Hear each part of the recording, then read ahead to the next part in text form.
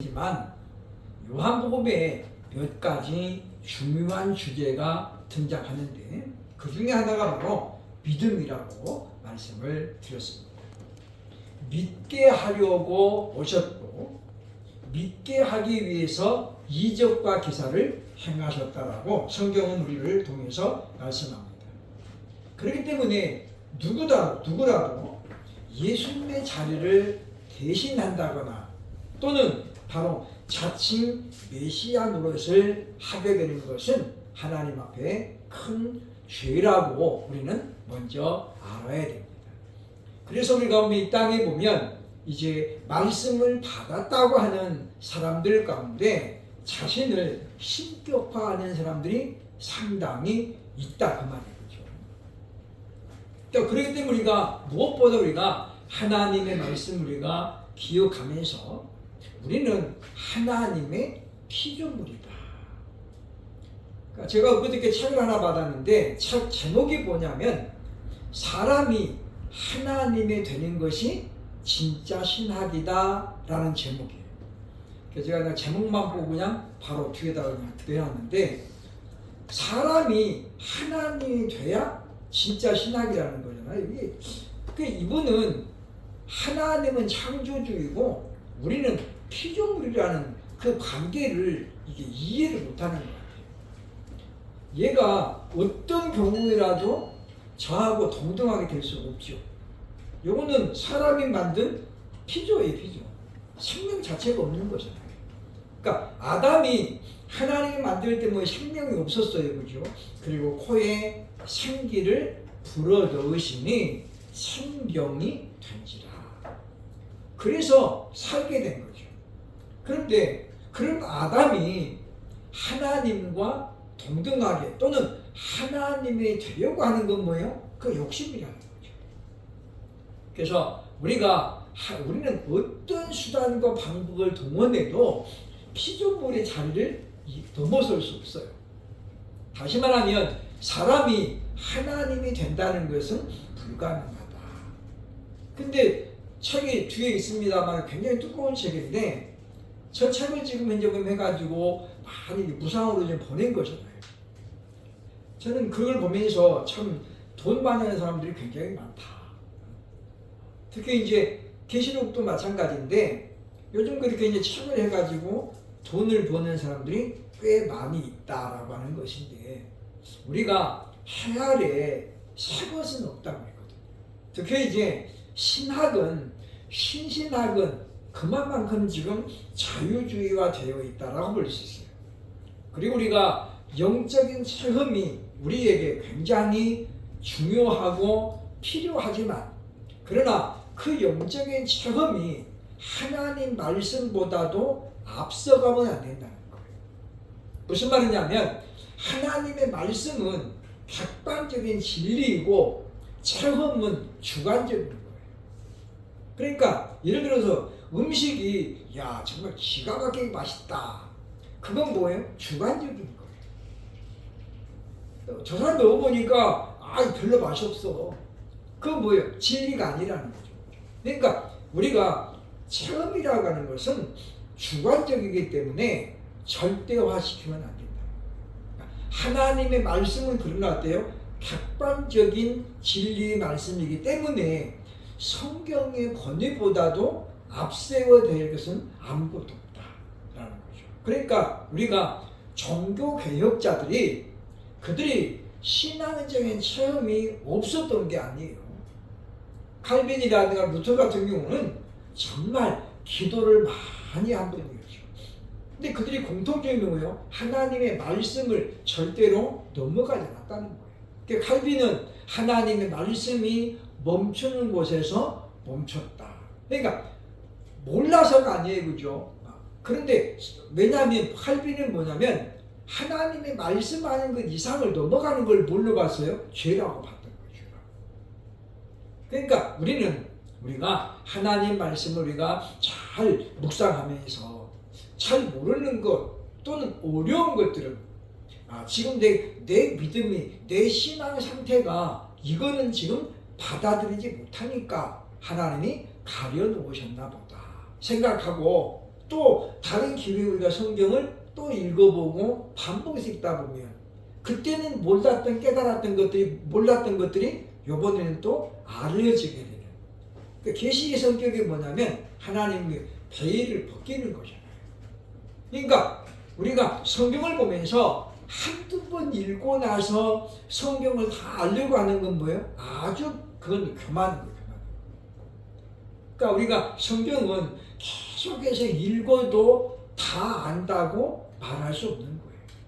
그렇기 때문에 우리가 보면 우리가 이 땅을 살아가면서 우리가 자칭 메시아 노릇을 한다거나 내가 예수다 이렇게 말하는 사람들은 뭐예요? 지금 이미 피조물의 자리를 벗어나 버린 거예요. 그러니까 하나님은 어떤 경우에도 우리가 하나님처럼 되는 것을 원하시지 않는다라고 하는 것입니다. 그래서 예수님이 요한복음 2장 11절에서 이적을 향하여 이렇게 말씀하죠. 봅니다. 시작. 예수께서 이 첫 표적을 갈릴리 가나에서 행하여 그의 영광을 나타내심에 제자들이 그를 믿으니라.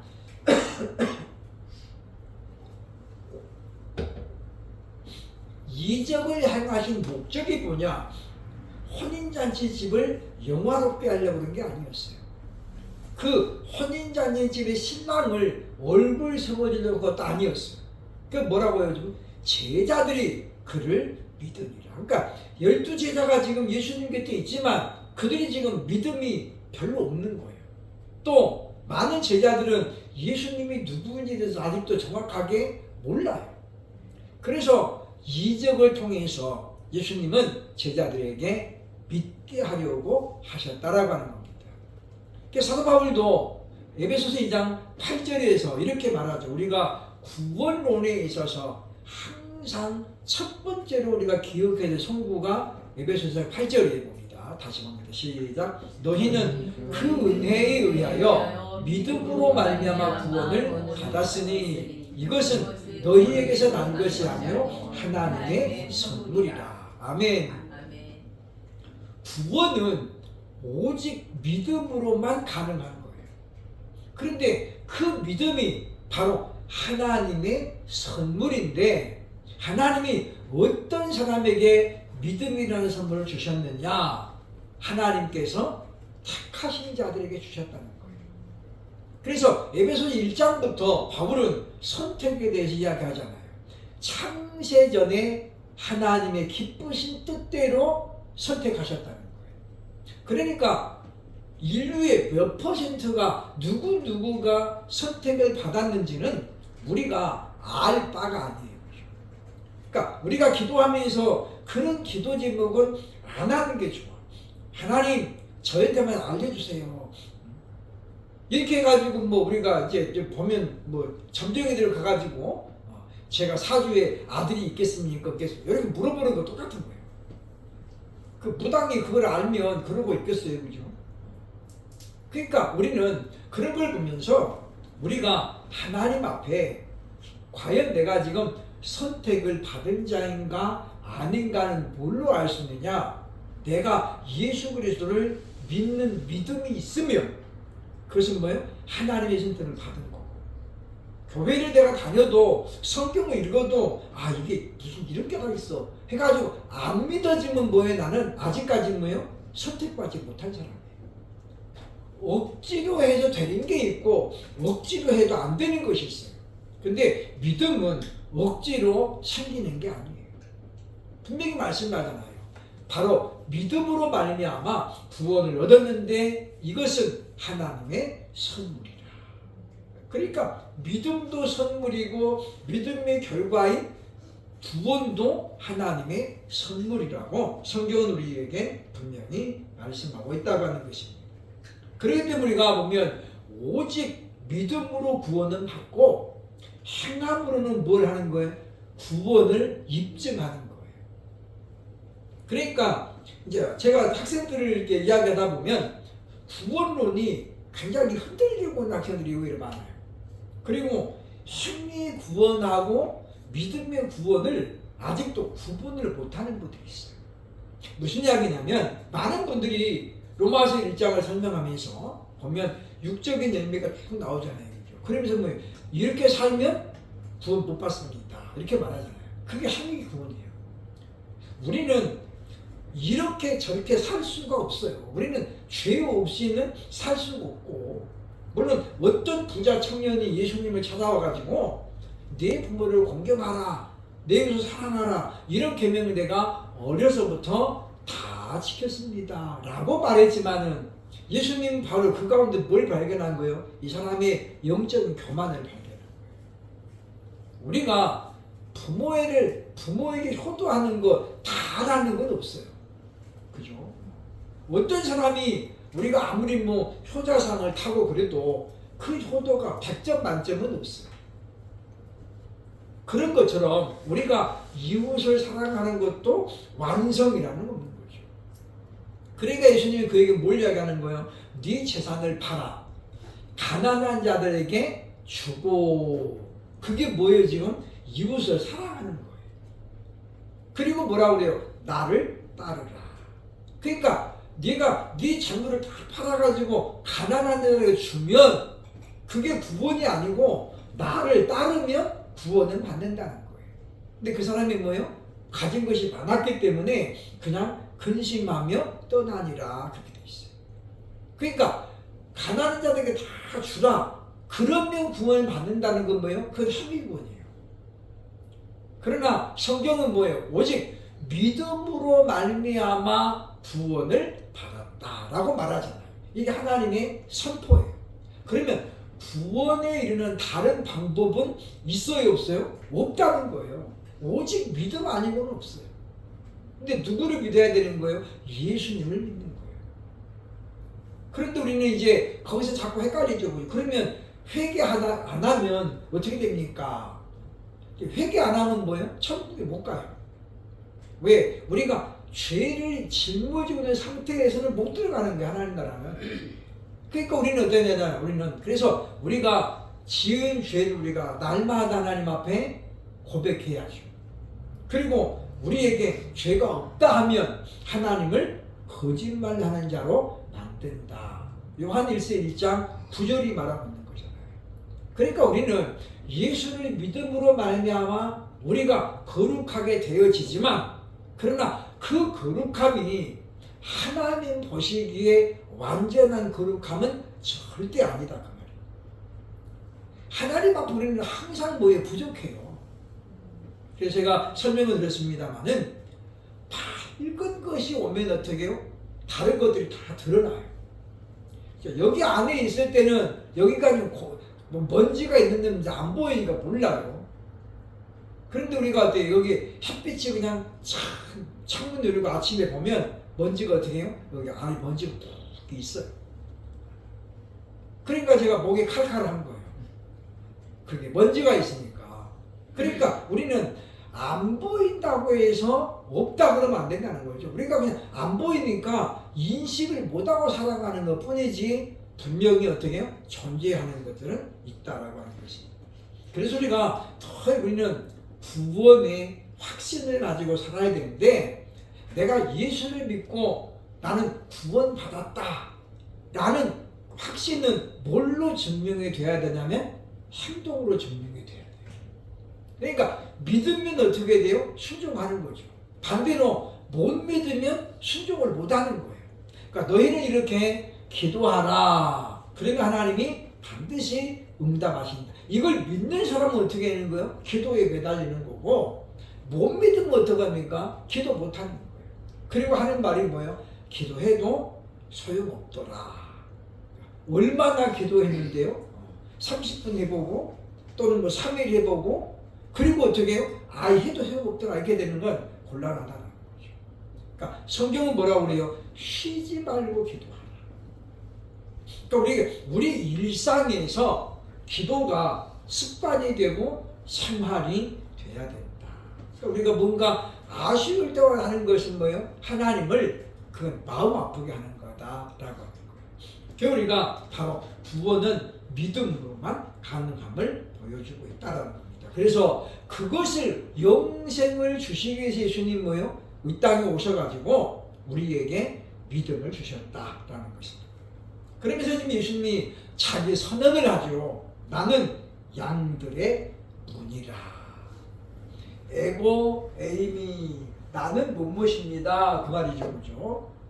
해 듀라, 문이에요. 문. 톤 프로바톤, 그 양들의 그 문입니다. 관사가 해 들어가 있고 뒤에 톤도 관사예요. 그라는 거거든요. 그러니까 관사가 있는 건 뭐예요? 지시적인 문법이에요. 문들이 많은데 어떤 문이라고요? 그 문이라요. 그 문. 그러니까 우리가 내가 곧 길이요 진리요 생명이니, 여기 앞에 다 정관사가 붙어 있어요. 내가 곧 그 길이요 그 진리요 그 생명이니, 그 말이죠. 근데 우리말 성경에 관사를 많이 빼고 번역을 했어요. 그러다 보니까 뭐가 되는 거, 그냥 평서문이 돼요. 평서문. 근데 보면은 중요한 단어마다 관사가 딱 붙어 있어요. 그러니까 나는 그 양들의 그 문입니다. 여기서 그라는 건 뭐예요? 구약에서 하나님, 아버지 하나님이 계속해서 약속하셨던 그 문을 이야기하는 거죠. 왜냐하면 지금 이 단어를 쓰면서 예수님이 지금 얘기하는 건 뭐냐면, 예수님이 아닌 다른 문들이 있었다라는 걸 지금 전제하는 거예요. 그리고 앞으로도 그 자기가 예수님 같은 양의 문이라고 말하는 사람들이 등장할 것임을 우리에게 지금 알려주고 있다는 거죠. 그러니까 보면 이만희 씨가 자기가 내가 보혜사다 그랬잖아요. 초창기 때. 그죠? 보혜사가 누구 이름이에요? 성령님의 이름이에요. 그 성령님은 우리 눈에 안 보이죠. 이만희는 눈에 보이잖아요. 육을 입고 있잖아요. 지금은 진짜 살았는지 아닌지 모르겠는데 어쨌든 간에 사진 보면 머리가 완전히 하얘가지고 이제 어떻게 해요? 늙었다. 성령님은 시간과 공간을 초월하고 계시는 거거든요. 하나님이시니까. 그러면 하나님은 늙어요, 안 늙어요? 안 늙어요. 늙는다는 건, 나이를 먹는다는 건 뭐예요? 시간과 공간에 제약을 받는다는 거예요. 그렇기 때문에 우리는 피조물의 그 한계를 뛰어넘을 수 없는 거예요. 왜냐? 그래서 우리는 누구도 영원을 꿈꾸지만은, 그러나 영원히 사는 사람은 없는 거죠. 왜냐? 우리는 시간의 제약을 받아요. 그래서 24시간이 모자란다고 하는 경우가 나타나는 게 뭐냐면 그런 거죠. 그죠? 근데 우리는 그거를 뛰어넘을 수 없어요. 그래서 우리는 하나님과 우리, 즉 창조주와 피조물 사내에 존재하고 있는 그 벽을, 갭을 우리가 뛰어넘을 수 없다는 거죠. 그리고 중요한 것은 우리가 절대 우리는 하나님의 마음을 다 알 수 없는 거예요. 물론 이제 보면 우리가 이제 집에서 키우는 강아지라든가 고양이가 주인의 마음을 헤아리는 경우도 있어요. 그죠? 그러니까 그건 어디예요? 극히 일부분이에요. 그러니까 우리도 마찬가지죠. 우리도 하나님의 마음을 우리가 아는 것 같지만 그건 어떨까요? 굉장히 극히 일부분이다. 그러니까 우리가 아버지의 마음을 우리가 이야기하지만 아버지의 마음을 우리가 다 몰라요. 아침에 이야기했지만은 이스라엘 민족들이 다른 신을 섬기면서 건포도 과에서 녹을 때 그들을 바라보시는 하나님의 마음은 어땠을까요? 마치 에스겔서에 그런 말이 나와요. 그죠? 그들이 우상을 섬기면서 그런 것들도 누가 줬다는 거예요? 그 우상이 줬다고 말할 때에 에스겔은 어떻게 해요? 가슴을 칩니다. 하나님이 주셨는데 어떻게 이걸 그 신이 줬다고 하냐. 근데 에스겔이 말을 해도 그들이 믿어요, 안 믿어요? 안 받아들이는 거예요. 뭐 때문에요? 믿음이 없기 때문에. 그러니까 우리가 성경의 족보를 보면 가인과 아벨로 시작하고 그 아벨의 자리를 누가 채워요? 셋이 채워요. 근데 가인과 셋은 그러면 선택자와 불택자죠. 그렇죠? 가인은 유기된 자고 셋은 선택받은 민족이에요. 근데 그러면 가인의 자손들에게서는 택한 자가 하나도 없나요? 그렇지 않아요. 뒤에 가면 또 나와요. 그렇죠? 셋의 자손이 다 그럼 택한 자나요? 아니죠. 거기서도 이제 믿는 자가 나오고 안 믿는 자가 다 섞어지는 거예요.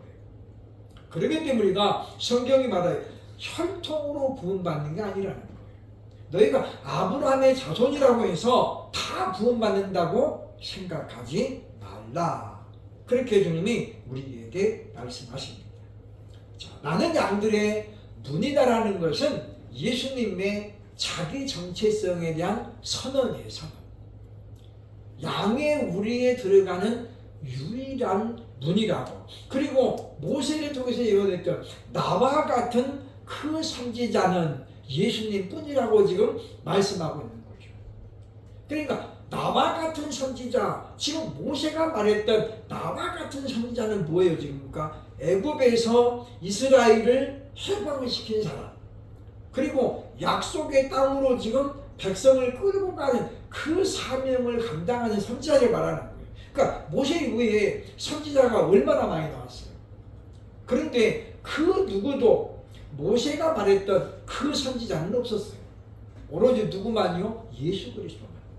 그런데 일부의 지도자들 가운데는 자기를 자칭 메시아라고 그렇게 주장하는 사람들이 과거에도 있었고 오늘날에도 있다라는 걸 우리에게 지금 설명하죠. 그러니까 예수님 뭡니까? 나는 그 양들의, 그 양이 누구예요? 요한복음 6장에서 우리가 봤는데 아버지께서 아들에게 주신 양들이에요. 그게 누구냐면 선택한 자들이죠. 그러니까 예수님의 뜻, 예수님 말씀, 내 아버지의 뜻은 아버지가 나에게 주신 그 양들을 하나도 잃어버리지 않고 다 구원하는 것이 아버지의 뜻이에요. 그것을 위해서 예수님이 지금 오셨다라고 우리에게 말씀합니다. 그러므로 이 선언의 의미는 나보다 먼저 와서 양의 문이라고 하는 자들에 대한 경고의 말씀이죠. 뿐만 아니라 8절에 보면 나보다 먼저 온 자는 절도요 강도니 양들이 듣지 아니하였다. 그런데 문제는 뭐냐면 그 가짜임에도 불구하고 따라다니는 양들이 있다라는 거예요. 그것은 오늘날도 마찬가지죠. 어제 뉴스에 보니까 뭐 신천지에서도 지금 뭐 3명의 간부가 지금 구속이 될 것 같다. 그 뉴스가 나왔어요. 그죠? 자꾸만 정치계하고 지금 어디 로비를 해가지고 확실한 권력을 가지려고 하고 있기 때문인데 우리가 그런 걸 보면 사람에 의해서 만들어진 종교단체는요 한계가 있다는 거예요. 왜냐? 그들은 하나님보다도 되게 지금 보이는 권력을 더 사모하잖아요. 근데 우리가 성경은 뭐라고 하면 하나님만이 전지전능하신 분이에요. 왕도 하나님께서 어떻게 해요? 그냥 훅 불면 어떻게 날아가는 거예요. 오전에 말했지만은 북이스라엘의 여로보암 2세가 다윗보다도 더 넓은 영토를 차지했어요. 근데 하나님께서 그렇게 허락을 하셨잖아요. 그런데 뭐냐? 그 여로보암 2세가 죽은 다음에 어떻게 해요? 그 나라가 삽시간에 무너지는 거예요. 삽시간에. 왜냐? 결국은 하나님의 심판이라는 거잖아요. 심판. 그렇기 때문에 우리가 보면 이와 같이 자신의 어떤 세력, 권력을 가지고 사람을 미혹하는 경우는 역사적으로 보면은 수도 없이 존재했다는 거예요.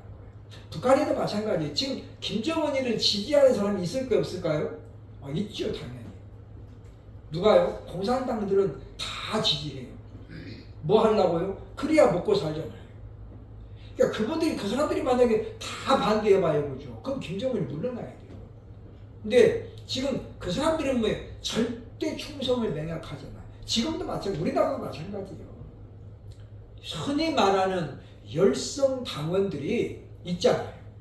그러니까 지금 보면 뭐 말도 안 되는 소리 해도 거기에 따라다니는 사람들이 있고 그렇다라고 하는 거죠. 그래서 우리가 보면 예수님이 지금 말씀하는 건 뭐냐면 자기보다 앞섰다라고 하는 것, 나보다 먼저 온 자는 절도며 강도라고 이야기하고 있는데 이 말은 먼저라는 개념이 꼭 시간적인 개념을 말하는 것은 아니라는 거예요.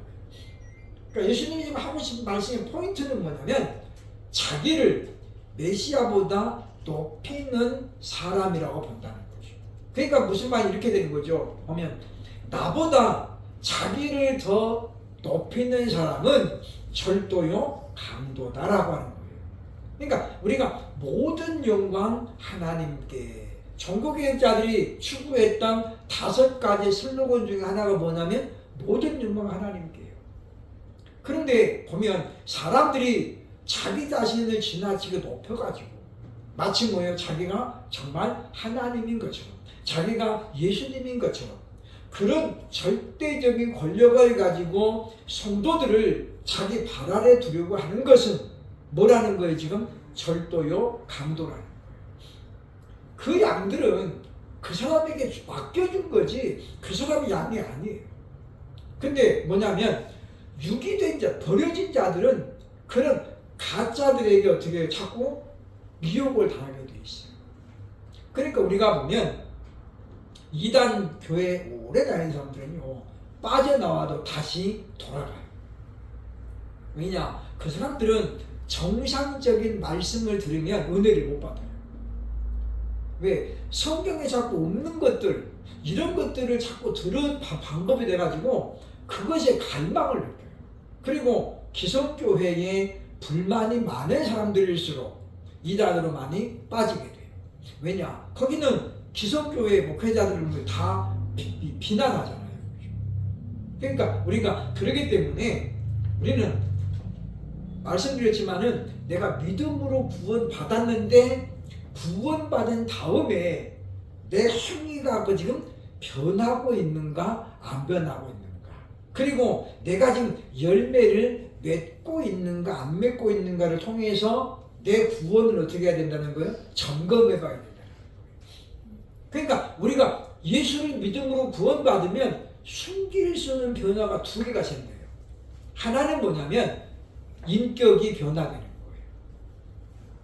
어떤 인격으로? 예수님을 닮아가는 인격으로 변화되는 거예요. 자기밖에 몰랐고 물질밖에 모르고 세상밖에 몰랐던 사람이 예수님을 만나고 나면 어떻게 이제 나도 이제 예수를 위해 살아야지, 하나님 나라를 위해 살아야지, 예수님처럼 살아야지, 이렇게 어떻게 해요? 인격의 변화가 일어나는 거예요. 또 하나는 뭡니까? 열매를 맺는다. 열매를. 그런데 우리가 몇십 년 예수를 믿어도 내 인격이 그대로고 열매가 아무것도 없어. 그러면 뭐예요? 그 사람은 가진 믿음은 그 구원과 상관이 없는 믿음이 된다 그 말이죠. 우리가 자기 자신에 대해서 구별을 해야 되겠다라고 하는 것입니다. 마이어라는 역사학자가 있는데 이 사람이 130년경에 랍비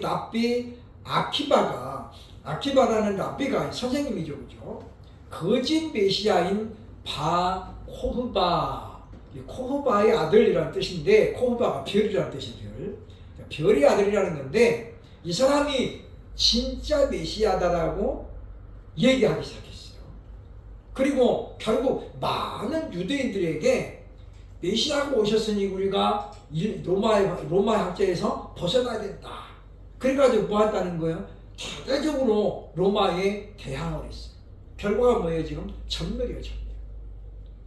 그래서 초대교회는 그래서 과부들이 많을 수밖에 없었다는 거예요. 그러니까 지도자 하나가 잘못되면 그 피해는 어마어마합니다. 그러니까 우리는 그래서 지도자를 놓고 우리가 기도해야 되고, 지도자를 뽑을 때 우리가 특별히 우리가 기도해야 됩니다. 가깝게는 5년이지만 그 5년이 10년도 될 수도 있고 15년도 될 수 있어요. 그잖아요, 그죠? 외국에 보세요, 그죠? IMF 만나가지고 나라가 그냥 폭삭 주저앉은 그런 나라들이 얼마나 많아요. 그러니까 그런 나라들은 수십 년이 지나도 아직까지도 뭐 회복이 안 되는 거예요. 뭐 때문이에요? 결국은 지도자 때문이라고 봅니다. 그래서 양무리로 들어갈 문은 오직 예수님뿐이다. 양문으로 들어가면 뭐를 얻어요? 구원을 얻고 그 다음에 꼴을 얻는다고 말하죠. 다시 말하면 우리가 양의 문으로 들어가야만이 예수님과의 진정한 교제가 가능한 거죠. 그러면서 뭐예요? 교통이 이루어진다는 거예요. 그래서 우리가 구원받은 사람은 성도의 교제를 대단히 중요하게 여겨야 된다라고 하는 것입니다. 그래서 당시에 보면 거짓 교사들이 많이 있었고, 그리고 바리새인과 서기관들 또는 바로 초대교회의 영지주의자들, 이런 자들이 누구냐면 바로 예수님보다 먼저 와서 양들을 훔쳐가는 사람들이에요. 그러니까 진리가 아닌 것을 가르쳐가지고 양들을 어떻게 많이 미혹하잖아요. 그래서 절대적으로 자기들에게 충성하게 만드는 사람들은 지금 예수님 뭐라고 그래요? 지금 그들은 절도며 강도다, 이렇게 말씀하는 거죠. 그러니까 우리가 진리 안에만 열심이 있는 건 아니라는 거예요. 예수님 당시에도 열심당이라는 그런 당이 있었잖아요. 열심당. 그러니까 이 사람들은 모든 일에 열심히 해요. 하나님 말씀이라면 그냥 막 그런 사람들인데 그 안에 뭐가 없는 거예요? 지금 믿음이 없는 거예요. 믿음이 없으니까 문자적인 것을 지키는 것만 열심을 돼요. 그러니까 누구하고 부딪혀요? 예수님하고 부딪히는 거예요. 예수님은 생명을 구하러 오셨는데 그들은 뭐라고 그래요? 안식일에 하지 마라 그러잖아요. 그 예수님 얼마나 답답하면 보면 너희 송아지가 안식일에 구덩이에 빠지면 너희는 그러면 안 건져낼 거냐? 물어보는 거예요. 그럼 안식일에도 어떻게 해요? 건져내야죠.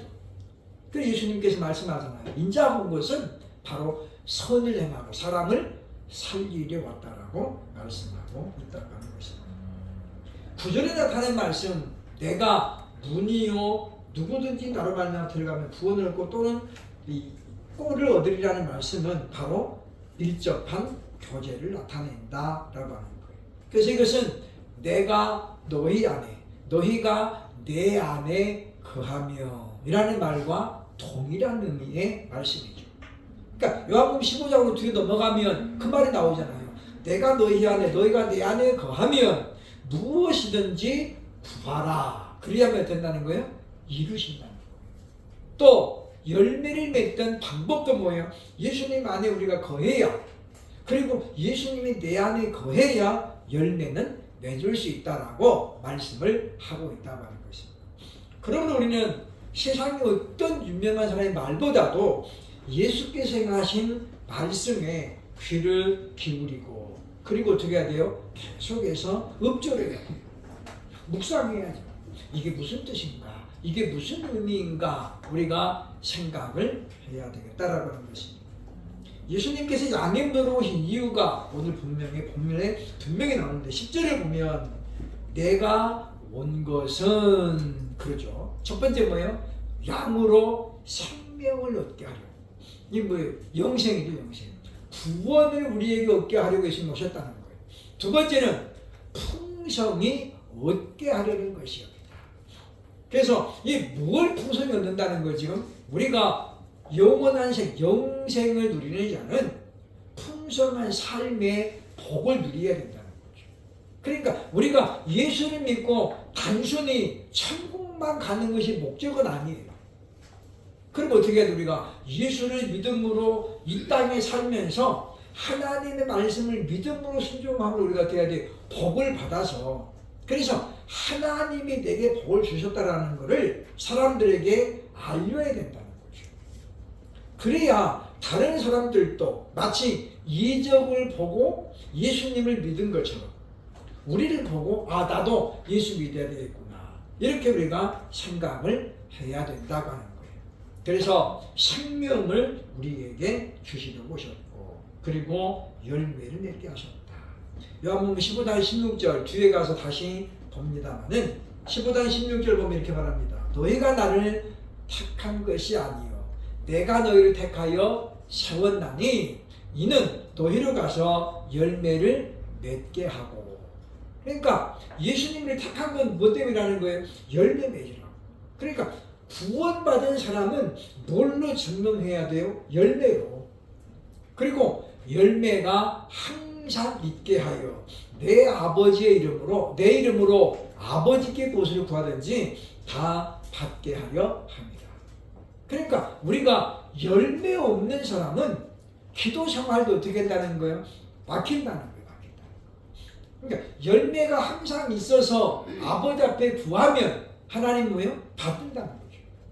그러니까 우리가 다시 말하면 구원의 결과가 없는 사람은 우리가 기도도 안 하지만 기도를 해도 어떻다는 거예요? 하나님 응답이 없다는 거예요. 왜냐? 확신이 없기 때문이라는 거죠. 그러면 우리는 오늘 말씀을 기억하면서 주님이 오신 이유가 뭐냐? 우리에게 영생을 주고 그 다음에 풍성하게 우리가 열매를 맺게 하려 함이었다라는 걸 기억하고 우리는 늘 주님 앞에 우리가 이것을 놓고 구하면서 참으로 주님과 동행하면서 또 한 주간도 우리가 주님과 함께하면서 아버지 정말 예수님이 오셨던 그 목적을 나를 통해서 우리 예관교회를 통해서 이루어달라고 기도하는 그런 한 주간이 될 수 있기를 주의 이름으로 축원합니다. 아멘.